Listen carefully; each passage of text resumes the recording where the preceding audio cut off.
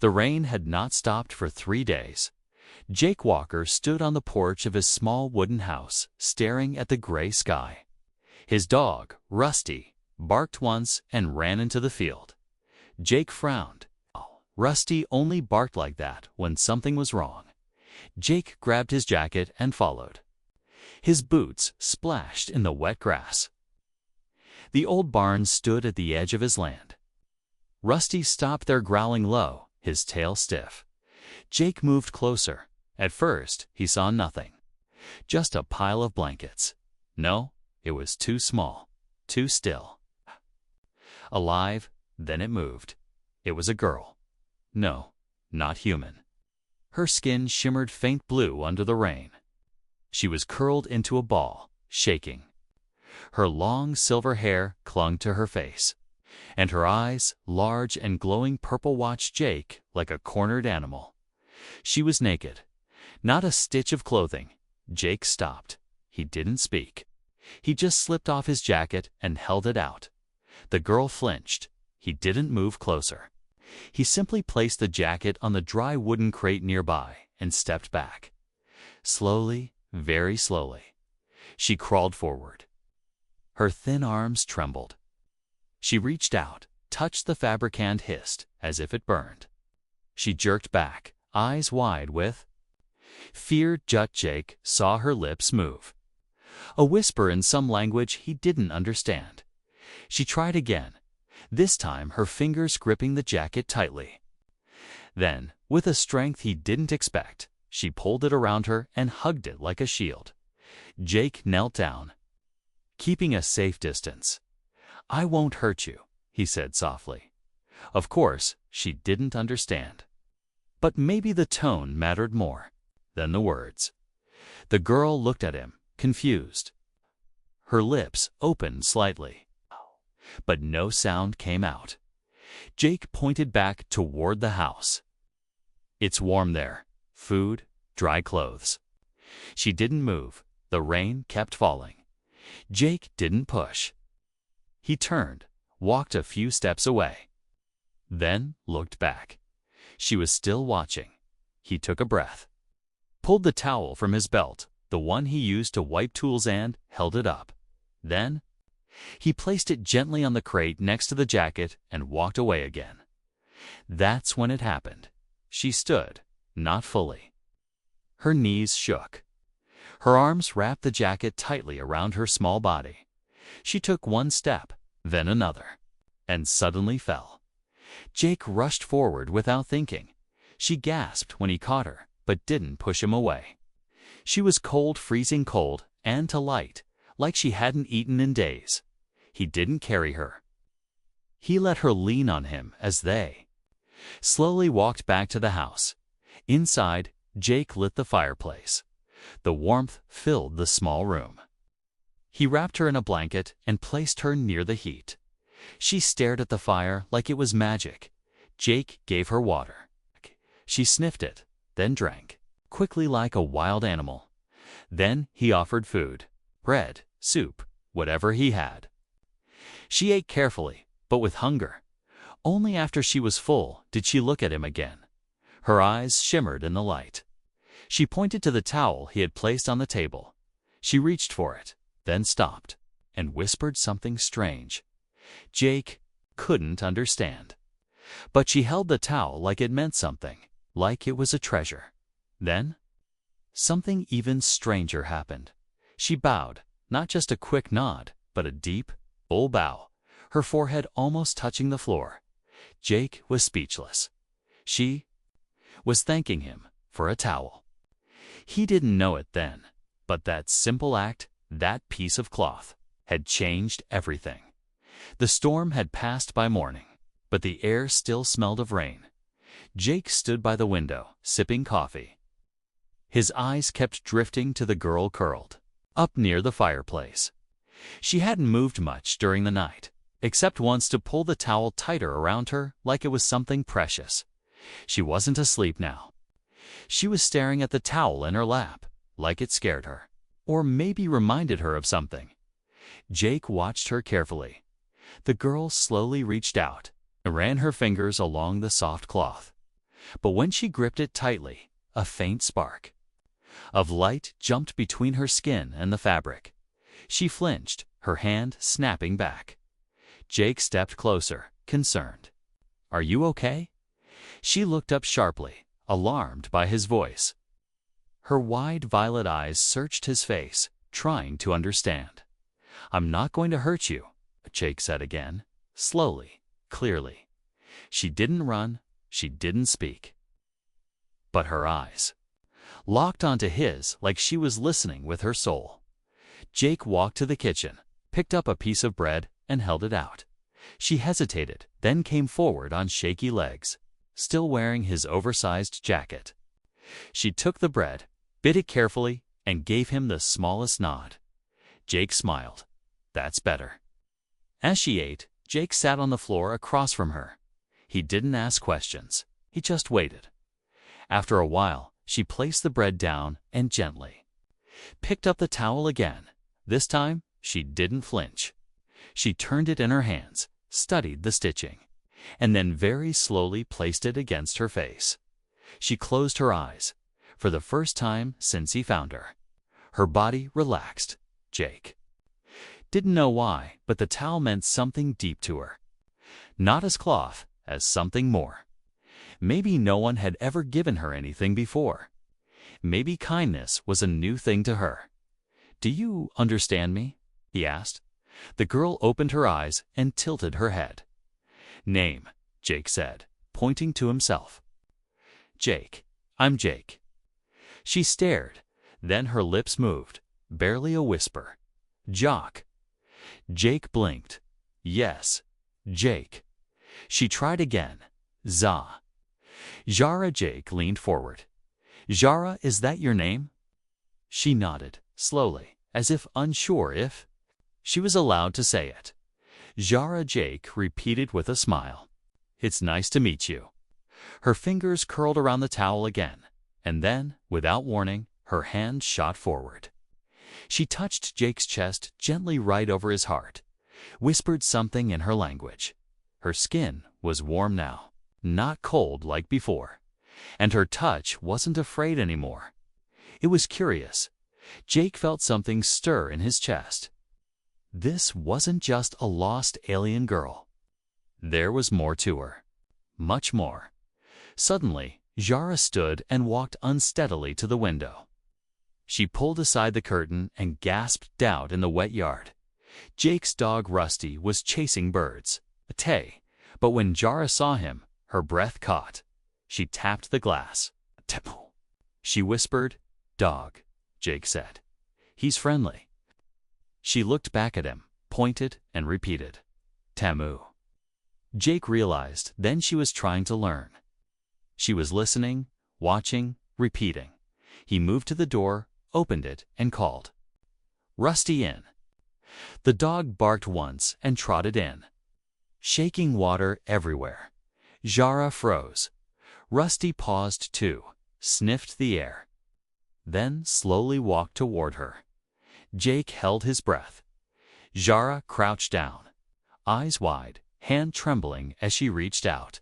Rusty licked her hand gently. She giggled. The sound was light and soft, like wind chimes. Jake felt warmth rise in his chest again. That giggle was the most beautiful sound he'd heard in a long time. Jara looked up at him. Her smile faded slightly, replaced by something more serious. She pointed to the towel again, then tapped her forehead. Jake frowned. "You remember something?" Jara nodded slowly. Then she knelt on the floor, grabbed a piece of charcoal from the fireplace, and dragged it across the wooden floor. She drew a strange symbol, a circle with spikes and a slash through it. Jake stared. It looked like a warning sign. Or maybe a brand. Jara touched the mark, then pointed to her neck. Jake leaned in. There was a faint scar there, round and deep, like something had once been embedded beneath her skin. A chip. A tag. She looked at him with pleading eyes. Jake understood. "You were marked." Jara nodded. Then she pointed to the towel again and tapped her chest. Jake's eyes widened to her. The towel wasn't just kindness, it was freedom. Something no one had ever offered her before. Jake leaned back, unsure what to say. She was more than lost. She was running, and whatever she was running from might still be out there. And now she was here, in his home, in his care. And Jake knew he couldn't let anyone take her away. The morning sun lit up the living room, casting a golden glow over the walls. Jara sat quietly on the wooden floor, holding the towel like a lifeline. She hadn't let go of it since last night. Jake was nearby, watching her with care. He had made breakfast eggs, toast, and warm tea, but Jara had only taken small bites. Her eyes kept drifting to the window, as if expecting something or someone. "Do you remember where you came from?" Jake asked gently. Jara looked down. He tried again, this time pointing upward. "Home, your planet." She hesitated. Then slowly traced a finger in the air. Star. Then a circle. Then a spiral. She drew with care. Her hands were graceful, like she had done this before. Jake nodded, pretending he understood. "Far away, huh?" She didn't reply. After a while, Jake brought over a notebook and a pen. He placed them on the floor between them. "You can write," he said, gesturing. Jara blinked. Slowly, she picked up the pen. Her hands shook. She pressed it to the paper and froze. Her entire body tensed. Her lips trembled. Her eyes watered. She dropped the pen. Jake stepped forward. "It's okay. You don't have to if it hurts." Jara took a deep breath. Then she picked up the pen again and began to draw not words, but a symbol. It was the same symbol she had drawn before. A circle with sharp spikes, broken by a line. Jake watched silently. She wrote another symbol beside it. This one was different. A softer curve. A swirl that ended in a broken slash. Her hands were shaking now. When she finished, she looked at him and placed a finger over the second symbol, then pointed to herself. "That's your name?" Jake asked. She nodded, tears in her eyes. But then she touched her throat. Her face twisted in pain. Her mouth opened, but no sound came out. She tried again, but only a soft gasp escaped. Her fingers dug into her jacket as if something inside her hurt deeply. Jake knelt beside her. "You can't say it?" Jara shook her head. Then she tapped her throat again and made a slicing motion across her neck. Jake's heart sank. "They took your voice." She nodded once. Slowly, Jake sat beside her, silent. His hands clenched into fists. Who would do this to her? Who would steal her name, her voice, her freedom? She had a voice. But now it was broken. Jake took the notebook and pointed to the second symbol again. "Can I call you this? Your real name?" She nodded again. "Jara," he said softly. Her eyes lit up. Her lips moved in rhythm with his voice mouthing the name. Then something incredible happened. Jara reached up, touched his face. Gently, like he was fragile. Jake froze. Her fingers brushed his cheek, then traced his jawline and stopped. At his heart, she pressed her palm there, her expression serious. Jake whispered, "Why do you do that?" Jara took the pen again, hesitated, and then drew one more symbol on the paper. It looked like a heart split down the middle with a tiny bridge connecting it. She pointed to it, then to him. Jake didn't understand. Then she pointed to herself. He still didn't understand. She paused, then slowly tapped her head, then her. "Heart, mind, heart," Jake guessed. She nodded, and with her finger, she traced a slow line between them on the paper, connecting the heart and the mind. That's when Jake understood. She was saying, "You see me. You feel me. Even when I can't speak." Something tightened in Jake's chest. Suddenly, the radio on the shelf crackled to life. Jara jumped, grabbing the towel tightly. Jake walked over, turning the dial. Unidentified energy signature. Possible off-world trace. Authorities. Investigating rural zones. Jake turned it off immediately. When he looked back, Jara was standing. Her body was stiff. Her hands clutched the towel so tight her knuckles turned white. "They're looking for you, aren't they?" Jake asked. She didn't answer. She didn't need to. She just pointed to the scar on her neck. Jake stepped closer. "Then we'll hide you.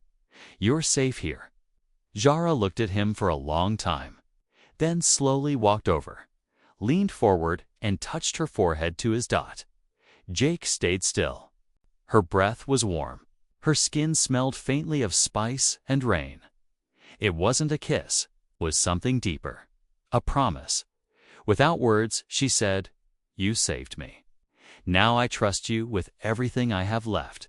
Jake whispered, "You don't need a voice. I hear you." Outside, the wind howled. But inside, the silence between them was stronger than any storm. That night, Jake could not sleep. Even with the fire still glowing and the rain finally gone, his mind was full of questions. Who was she really? Where had she come from? And what kind of people would take her name and voice? Jara had fallen asleep, curled up near the fireplace again, still wrapped in the towel like it was armor. Her breathing was soft, steady, but her face twitched now and then like she was trapped in a nightmare. Jake sat nearby on the couch, watching over her. Then something caught his eye. Jara had shifted in her sleep, and her jacket had slipped off one shoulder. A strange mark glowed faintly on her upper back, just beneath the skin. It wasn't a normal scar. It was a perfect circle with a jagged edge like a ring of sharp teeth. Jake moved closer, careful not to wake her. The scar pulsed softly with a blue light, like it was alive. He reached toward it, but stopped when Jara mumbled something in her sleep. He backed away and sat down again. His thoughts were racing. That scar wasn't natural. It looked like a brand. A symbol burned into her. But it wasn't just a mark. It was technology, and not human technology. Jake knew how to fix machines. He worked on broken generators, small ships, and scrap tech from old wars. But this looked alien, advanced, something that might still be connected to something else. He needed to be sure. The next morning, Jake waited until Jara was awake and fed. Then he brought over a mirror and set it in front of her. She looked at it, confused. Jake gently pulled the back of her jacket down and pointed to the scar. What is it?" Jara stared at her reflection. Her eyes widened. She didn't need to speak. Her whole body began to shake. Double quotes, "No, it's." "Okay," Jake said quickly. "I just want to help." Jara looked down, ashamed. Her hands clutched the towel tightly again. Jake gave her the notebook. She slowly wrote one word in her language, then drew a circle around it and crossed it out violently. Jake tilted the notebook. The word meant nothing to him, but the crossed out symbol, it matched the scar. She took the pen and tapped it hard against the symbol, over and over, as if trying to erase it. Jake placed a hand gently on her wrist. "It's okay. I'll figure it out." She looked at him, eyes filled with pain and fear. Jake nodded. "Let me try something." He stood and went to the back room of the house, where he kept his tools. After rummaging through drawers, he found a small medical scanner from an old trade deal. It was dusty, but still worked. He brought it back and held it up. "This won't hurt, just light." Jara watched, nervous but still. Jake turned on the scanner and waved it over the scar. The device blinked red instantly. Tracking signal. He muttered .zharr. A didn't understand the words, but she saw the flashing red. Her breathing quickened. Jake showed her the scanner screen. It's like a beacon. It tells someone where you are. She backed away, horrified. Jake raised a calming hand. But I can remove it, I think. Asara pointed to herself, then to the door. She wanted to leave now. Jake shook his head. If you go out there with that thing inside you, they'll find you.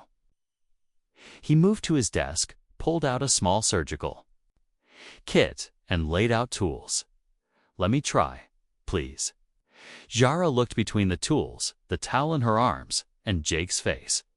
Then, after a long pause, she nodded.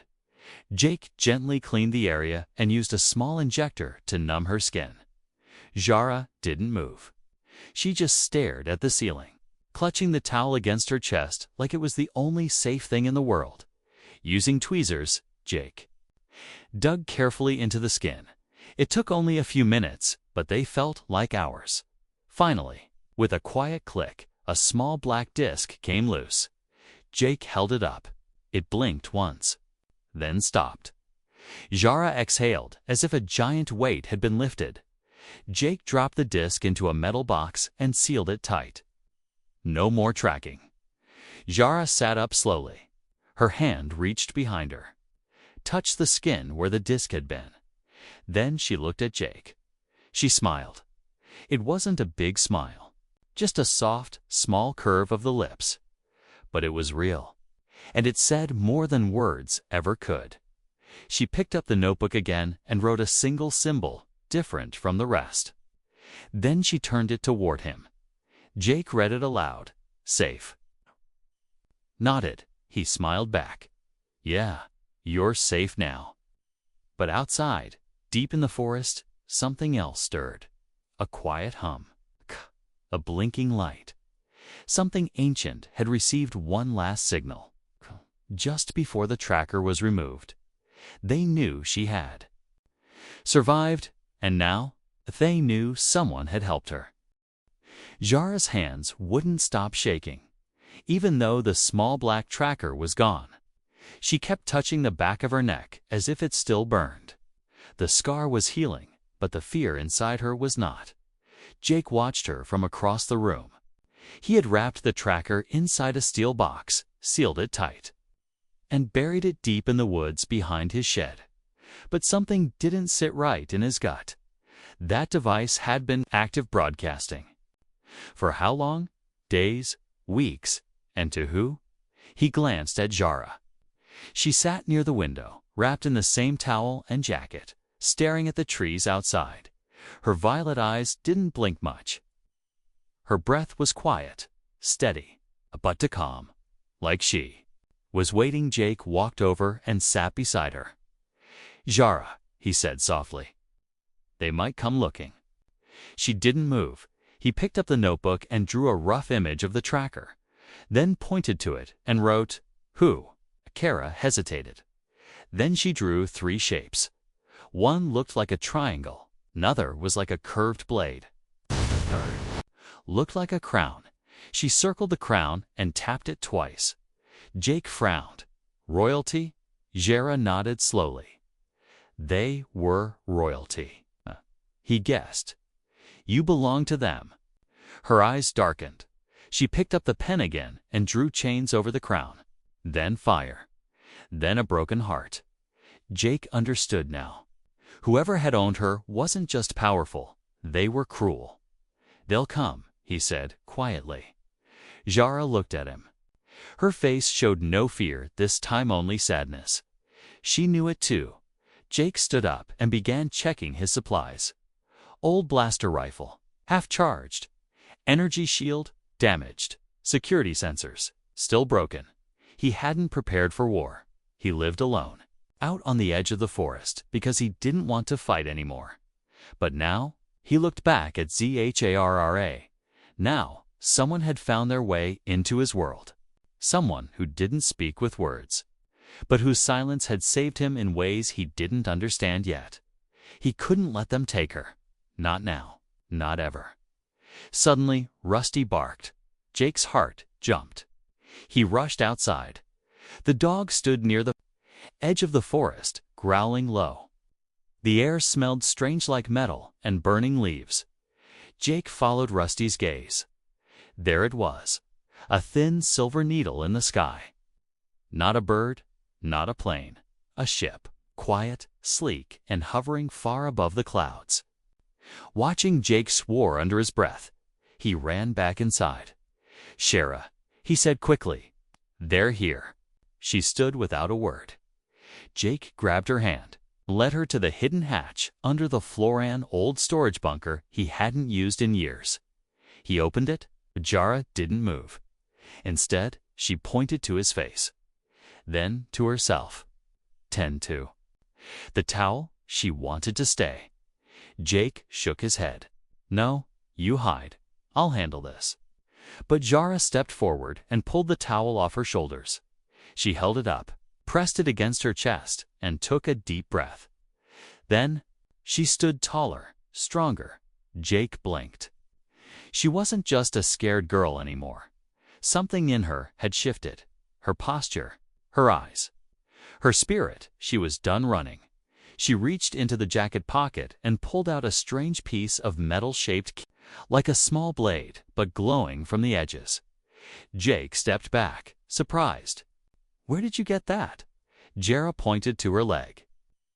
Hidden in a small pocket of skin camouflaged. Till now, it wasn't just a weapon, it was hers. Jake finally understood.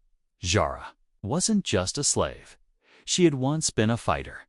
She had been someone before they broke her, and now she was remembering. The sky above rumbled. A flash of light cut through the clouds. The ship was getting closer. Jake grabbed his blaster. "Then we fight together." Jara nodded. The tracker was gone. But the signal had been sent. What came next would decide everything. The forest fell silent. Not a bird sang. Not a leaf moved. Even the wind held its breath as the strange silver ship floated above the trees. Its surface shimmered like water, yet no sound came from its engines. Jake stood on the porch, his blaster in one hand. Jara stood beside him, quiet but alert. The small glowing blade in her hand pulsed with faint blue light. Her bare feet touched the wooden floor, grounded like she belonged there. She didn't look like a runaway anymore. She looked like someone who remembered. Jake whispered, "If they come for you, we don't run." Nodded once, her eyes locked on the sky suddenly. A beam of light shot down from the ship straight into the field beyond the trees. 3 figures appeared. They weren't human. They were tall, armor covered, and moved. Without sound, their eyes glowed green through their helmets, and their skin shimmered like glass beneath black robes. Their weapons were curved staffs crackling with red energy. One of them raised a scanner. The device beeped rapidly. They were tracking something. Jake stepped back into the doorway, motioning for Jara to hide. But she didn't move. She stepped forward instead. Jake hissed, "Jara." "Wait." She raised her hand. The towel, the one he'd given her days ago, was still tied around her waist like a sash. She untied it and lifted it in the air. The lead hunter stopped. Jara shouted something in her own language. Her voice, though faint, rang clear across the field. The hunters turned their heads in unison. Then the leader pulled back his hood. His face was pale blue, marked with black tattoos across the jaw and temples. His expression was cold. He replied in the same language, harsh, fast, sharp, like knives. Jara's eyes narrowed. She replied again, stronger this time. Jake couldn't understand the words. The meaning was clear. This wasn't a conversation. It was a challenge. The hunter took one step forward. Jara moved with lightning speed. She threw the towel into the air, blinding them for just a second, and leaped forward with her blade.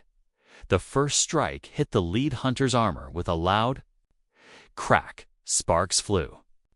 He stumbled back. Jake raised his blaster and fired. The second hunter dodged but caught the edge of the shot. His robe burned at the side. The third aimed his staff at Zharra. Jake shouted, "Look out!" Too late. A red pulse slammed into her shoulder. She flew backward, hit the ground hard, and rolled into the dirt. Zharra. Jake ran forward, firing again, forcing the hunters to retreat behind a tree. Zharra groaned and sat up slowly. Blood ran down her arm, but her grip on the blade was still strong. She stood again. The lead hunter barked something in their language. The third hunter reached into his armor and pulled out a metal device. Jake saw it flash, and then the signal was sent. Zharra's eyes widened in horror. Jake asked, "What is it?" She drew a large circle in the air and made the motion of wings. Then her hands fell limp. Jake understood. More were coming. Ah, fleet. That small signal was a beacon to bring the others. Zharra turned toward Jake. She gripped his arm tightly, quaint to the house, then to the ground. The bunker? Jake. Guess dodged. She nodded and made a gesture of something. Exploding. Jake's eyes went wide. You want to trap them here? Lure them. She nodded again. Fast, Jake looked at the burning beam of light still open in the field. More hunters could arrive any second. He had one chance. He raced into the house, grabbed his last energy cells, and packed the old fusion detonator from his workshop. Zharra followed, holding her wound but moving fast. They placed the device in the barn right near where Jake had found her that rainy night. The place where it had all started. Jake set the timer. 10 minutes. They ran back into the woods. Rusty, loyal as ever, followed close behind at the edge of the trees. Jake looked back. The three hunters had regrouped. They saw the blinking light inside the barn, but it was too late to run. Zharra clutched the towel in one hand. Boom! A fireball burst into the air, swallowing the barn and the hunters with it. The shockwave shook the trees. Smoke covered the sky. Jake and Zharra ducked behind a fallen log, shielding their faces from the blast. Then silence, just like before. Only now, it wasn't peaceful. It was the silence before the storm. Because somewhere up in the stars, more ships were already on their way. The smoke rose into the morning sky like a dark banner. Jake and Zharra crouched at the edge of the woods, both breathing hard. The barn was gonna nothing but fire and ash where it once stood. The three hunters had been caught in the blast. No sign of movement. No signal from the ship above, for now. They had one. But Jake wasn't smiling. He looked at Zharra. Her shoulder was still bleeding from the energy blast, her legs muddy and scratched. Yet she stood tall, her eyes locked on the sky. They'll send more, he whispered. Zharra didn't nod. She didn't speak. She just held the towel in both hands and looked down at it. The soft cloth was singed at the edges, a little torn, but it was still there. Still hers. Jake noticed the way she held it, like it was something sacred. He stepped beside her. Why the towel, Zharra? Why did it matter so much to you? She looked at him slowly. Her eyes shimmered with unshed tears, not of sadness, but something deeper. She pointed to the towel, then to herself, then to him. Then she smiled. It was the kind of smile that broke something inside Jake, because it said so much without a single word. Zharra took the notebook again. With shaky fingers, she drew two figures. One was her. The other was him. She connected them with a long, soft line like a ribbon flowing between them. Then she wrote a word in her language. Jake tilted the page. What does that mean? She wrote the translation under it. Home. Jake stared. Zharra pointed to the towel again, then to the drawing. And then he understood. The towel wasn't just a cloth. It wasn't about warmth or modesty. It was the first thing anyone had ever given her without pain attached. No orders. No ownership. No control. Just kindness. That simple act, pouring her something without asking anything in return, was her first taste of freedom. That's why she'd held it so close. It was the moment. She stopped being a thing then, became a person again. Jake sat down in the grass. He didn't know what to say. He wasn't a hero. He hadn't done anything grand. He just didn't want her to be cold, and that had been enough to change her whole world. Jara knelt beside him. She placed the towel between them and folded it neatly. Then she picked up his hand and placed it over her heart. Jake looked at her, confused, but then she moved closer, rested her head against his shoulder, and whispered the first full word he'd ever heard from her lips. Family. His heart stopped, not because the word was unexpected, but because of the way she said it, like it was something she had never known before, like it was something new. Jake wrapped his arm around her gently. They sat there in silence. Rusty lay nearby, his head resting on his paws, watching the sky. The silver ship above began to drift away. Whether it was damaged or simply retreating was unclear. But for now, it was gone. They had time. Jake looked at Jara. What now? She looked up at him and wrote one final word in the notebook. Live. Jake smiled. Not run. Not hide. Live together. He stood and reached out a hand. Jara took it. They walked back toward the house toward their new life, step by step, across scorched earth and broken ground, through silence and smoke. And between them, carried in her arms like something sacred, was a simple, worn-out towel, a cloth that had become a symbol of everything the universe had tried to take away, and everything a single human had given back.